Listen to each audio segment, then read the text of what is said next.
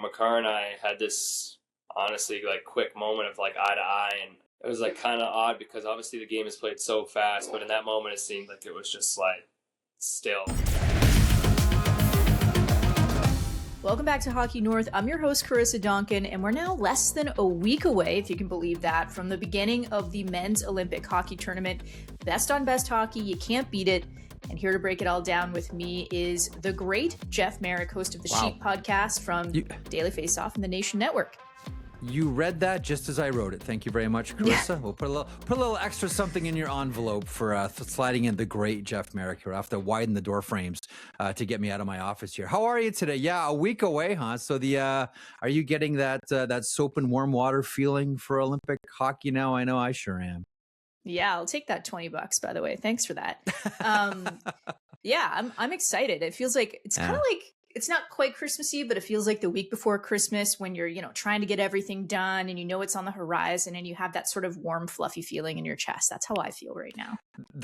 Yes, that's how I feel. But I also know at the same time, Karissa, that's all going to come to an end when all of that excitement and anticipation turns into like nervous anxiety about, if Team Canada is tied with Czechia going into the third period of the opening game, or should they make it to the gold medal game and they're down 2 pucks heading into the third period in a game like that's, I know it's as sports fans, that's kind of what we live for in a lot of ways. We're only sports fans just to see how high we can get our blood pressure, and nothing gets Canadians' blood pressure in sports anyhow as high as Olympic hockey, both on the men's and the women's side. So I know I have that I can't wait to open the presents feeling and vibe right now, knowing full well I'm going to be like hiding under the covers and like peeking out if Canada goes down in some of these games. The other question, of course, is, and we've talked about this before on here, Jeff, the Curtis Joseph moment, right? Is, you take a goaltender, you start them for the first game.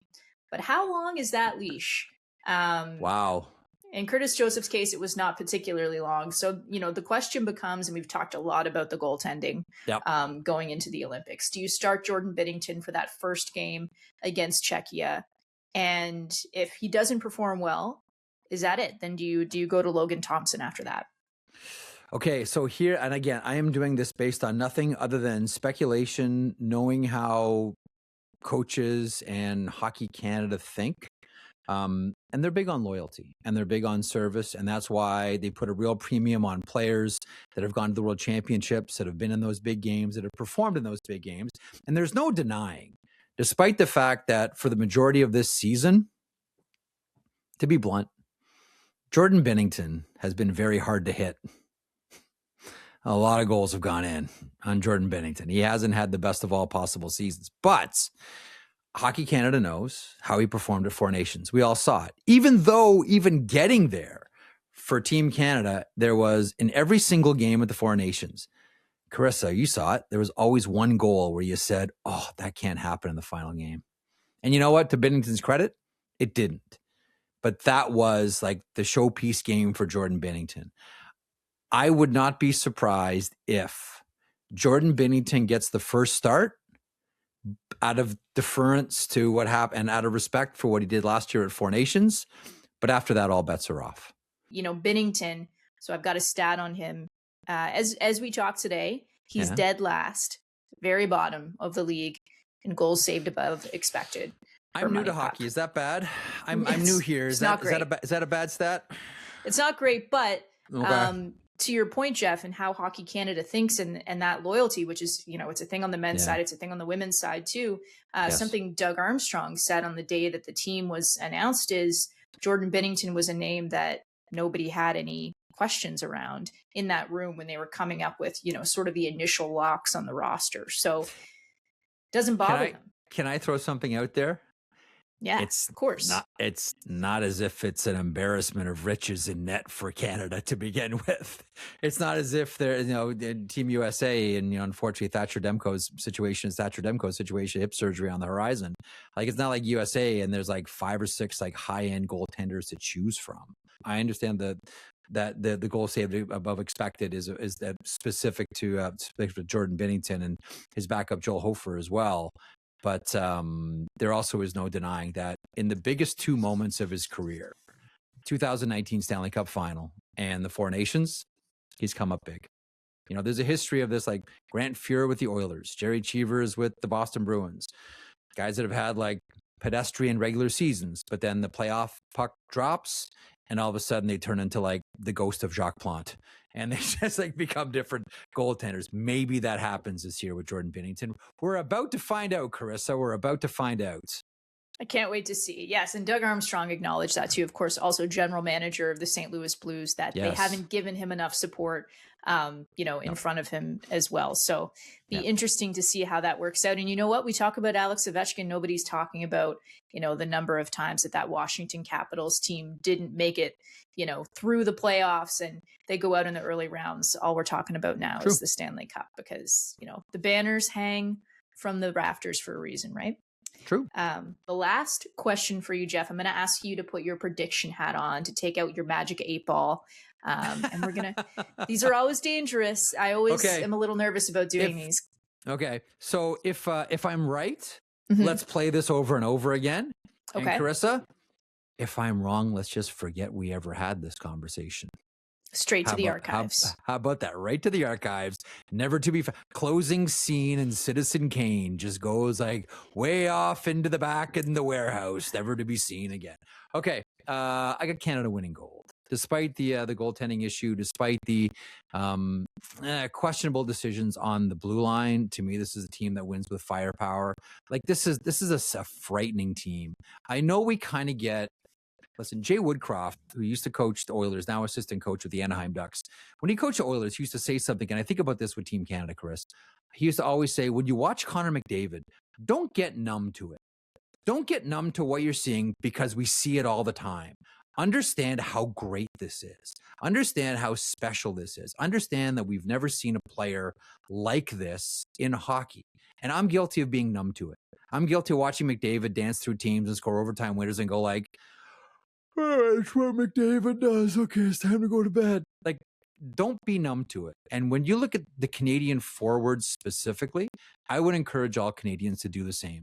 Don't be numb to how great all these players are and the greatness that is this forward group. Because I can assure you, USA hockey is terrified. The Finns, Czechia, Sweden, go right down the list. They look at what John Cooper can throw over the boards, and it is absolutely frightening. And as much as we make about the goaltending and how inadequate it might be, we've seen before, when you have an offense like Canada has, when you have a high-end blue line like Canada has, led by Cale Makar, you don't need great goaltending. You just need a save. And as long as your goaltenders don't allow the bad goal where you look at everyone on the bench and the shoulders just go, oh, we didn't need that. Oh, we needed a save there. Canada's going to be more than fine. This is going to be a very boring answer. USA for the silver. So Canadian hockey fans all across the NHL, prepare your silver medal chants like Winnipeg used to chant every time Ryan Miller came into the rink. Get your silver medal chants going. To me, the big question is bronze. If Sweden is healthy, I think that's theirs. I really do. But they're limping into this tournament. So I am going to, as much as I just talked about Lucas Dostal and can he steal a tournament, man, the Finns are good and the Finns play tough. And in tournaments like this, the Finns are a really, really difficult out and they bite down in their mouth guard and they can play a lot of different styles. I know there's no Barkov and that's going to be tough and that probably cost them the gold medal. But whether it's Miro Heiskanen and Esa Lindell on the back end, whether it's Mikko Rantanen and Rupe Hintz. I know it sounds like I'm just naming all of the Dallas Stars here, Karissa, but they seem to have the most Finns. This is going to be a tough team. And they play hard. They play a North American style. Like, they're not going to get intimidated when Canada plays body. They're not going to be intimidated by any team playing body in a smaller rink. I'll take Finland. There's your podium. Canada, US, and Finland. Now, let me flip the microphone around. Karissa Donkin, what's your podium look like? All right. I've also got Canada winning it all. I was very tempted to do a Canada-Sweden final. And I think Yeah, it's the injuries that kind of they're banged up, and I couldn't go with that. The thing that gives me pause about the US too is you also have some guys there who are having off years. Like you look at like Matthew Tkachuk has just come back from injury. Austin Matthews is like maybe starting to find himself again, but he's having an awfully rough year in Toronto. So, and it's it's not like you're going to be having a fist fight at the beginning of the game. So nope. I don't know about the US. I personally think that Sweden, if they weren't so banged up, I think they would be the team for Canada to beat. I still think Canada is the best team in the tournament. And my MVP, to your point, Jeff, I'm not going to overthink it. He's the best player in the world, Connor McDavid. Yeah. Okay, let me throw another one out at you here. So this has been brought up before. If they played hockey at the Summer Games, how different would it be? Yeah. Well, if it was last summer, Matthew Tkachuk wouldn't be there at all. Bingo. That wouldn't help the Americans. But I mean, it would, for the Finns to have Barkov. I mean, he's a game changer. If you have Alexander Barkov on your team, I think that elevates Finland into the gold medal conversation. I mean, he's that kind of impact player, best two-way player in the world. Often underrated, but I don't know if you can call him underrated anymore because he's, won back-to-back Stanley Cups. But that would change everything. And Selke's, of course, as well. Okay, so are we comfortable starting the campaign now, right here on your show? Move hockey to the Summer Games. We'll send that directly to the IOC. Get that. We'll get on that first thing in the morning. Karissa, it's your new pet project for you. Just year-round hockey. I like the sound of that, Jeff. 2 tournaments, 1 winter, 1 summer. Why not? How do we do it? Volume. 2 hockey tournaments, 1 in the winter, 1 in the summer. They can have it at in Muskoka somewhere. Somewhere there, maybe where all the hockey players. Where Sam Gagne runs his hockey camp. I'm in. Love it. Exactly. Perfect. It's always a pleasure to talk to you, Jeff. Thank you so much for joining us. And you can catch Jeff Marek every day on The Sheet with Jeff Marek. Every day, I'm sure he's going to be talking about the Olympics. Oh, yeah. Yeah, I will. I know. Monday to Friday on The Sheet. I know. Daily Faceoff YouTube channel. Again, you remember our deal, right? If all my predictions are wrong, warehouse in the back. Well, I also had the chance to speak with Canadian forward Mitch Marner, who's about to go to his first Olympics, to talk to him about getting that call and his Olympic memories. Here's our conversation. All right, so we have a special guest on the show today, Mitch Marner. Thanks for joining us, Mitch. Yeah, thanks for having me. Yeah, so congrats on officially becoming an Olympian. Can you take us through the moment that you got the call from Hockey Canada? What was that like? Yeah, it was pretty special. We had an afternoon game that day, and I was just kind of waking up from, sleeping, and so I had a missed call from Dubas, and I called him back. And obviously, he just kind of gave me the news right before the game. And it was pretty special. And my wife was already downstairs with her son. Got out of the shower, kind of changed into my clothes, get ready for the game. Came down here, hung out for a little bit, and, told my wife the news. And obviously, we were both very excited and ecstatic to go over to Milan and, be a part of Canada. Yeah. And, the Four Nations face-off was really the first kind of taste of that best on best hockey that we've had in a long time. First of all, that game against the US, just knowing, how big that moment was for the whole country, everything that was on the line going into overtime. Can you just kind of take us inside what that was like to, be in the locker room and then be on the bench as well? It was a lot of different emotions. Excited, nervous, anxious, in the same moment, not wanting to be the one out there that, results in something going the wrong way. And, the other part of it is wanting to be on the ice to get the result that you want. So, there's a lot of different emotions, but I think we had an experienced group. We had some older guys that, talking through the break going into overtime, just the calmness and, just the belief amongst the guys. So, it was, like I said, a lot of different emotions going on through I think all of us, but just a lot of excitement. We had a lot of faith and trust in that group and that team, and it didn't matter who was on the ice, we trusted them. Yeah, so of course you were on the ice for that overtime game winner, so we have to ask you about that pass to Connor McDavid. Yeah. I'm sure you've watched it back, a million times, just like the rest of us. What was going through your head on that play? Yeah. That was pretty crazy. I mean, we kind of won the face-off. Something kind of quickly happened there, and then it got to Makar, and Makar and I had this honestly like quick moment of like eye to eye, and I don't know, it was like kind of odd because obviously the game is played so fast, but in that moment it seemed like it was just like still and nothing was going on, and like I said, we caught an eye to eye moment.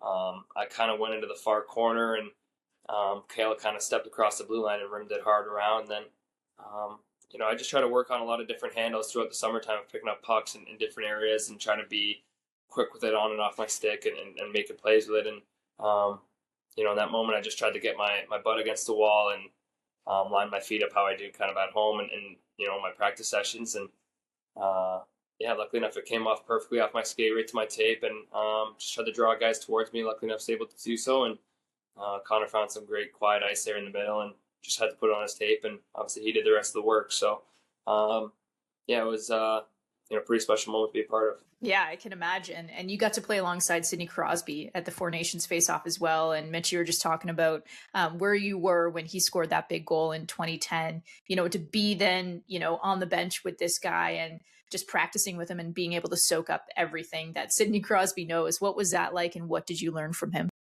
Yeah, pretty special. I've been fortunate enough to do some summer skates with him, and some weekends with him where you can just sit there and watch what he does, and just his work ethic, his his effort he puts into everything is just high end. And I mean, the craziest thing about it is just how awesome of a human being he is. He's so kind.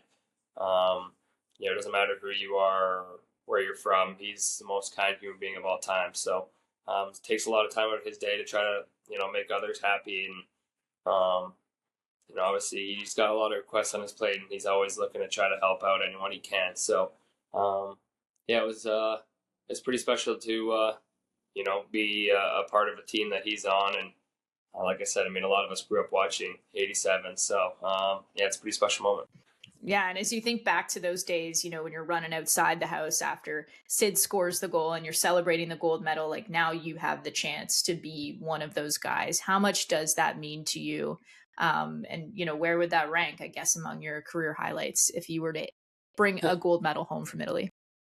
I think it's got to rank one. So, I'm always the guy that tries not to look too far ahead. I just want to be in the moment and take it on as it comes. So, we got a long road ahead of us. There's going to be a lot of great teams that we're going to have to go through and play against. So, every team will be ready to play us. That's one thing you got to know for sure. So, we got to be ready to match a lot of energy, a lot of games, and make sure we're putting our best foot forward too. Yeah, and I know you've signed on with Nulo, and that your dog Zeus is a part of that campaign. And we've seen you in a lot of different campaigns over the years, but this might be the first time that we've seen Zeus in kind of his own campaign and having his own bit of a spotlight. First of all, what makes him special, and what made you want to highlight him? Oh, there he is, right there. Yeah, there he is in the back. There's his name. We got a part of the campaign. It's called Fuel Incredible. I think a lot of athletes that are on Team Canada, have pets and rely on them in a way of after a hard day of training or, an unsuccessful day of competing.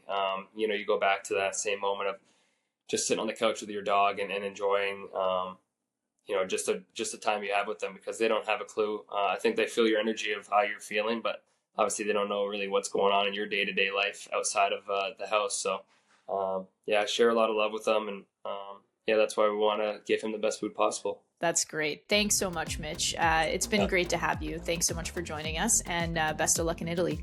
Yeah, thank you so much for having me. So Canadian men's team will open its tournament against Czechia on Thursday, February 12th. It begins at 10:40 a.m. Eastern, 7:40 a.m. Pacific. You can watch all the action on CBC and CBC Gem, your home of the Olympics. Our whole CBC Sports team has wall-to-wall coverage of the games on our CBC Sports website and CBC Gem, so make sure to join us over there. We've got lots to talk about. Thanks as always for joining us here on Hockey North, where you can always find us on the CBC Sports YouTube page.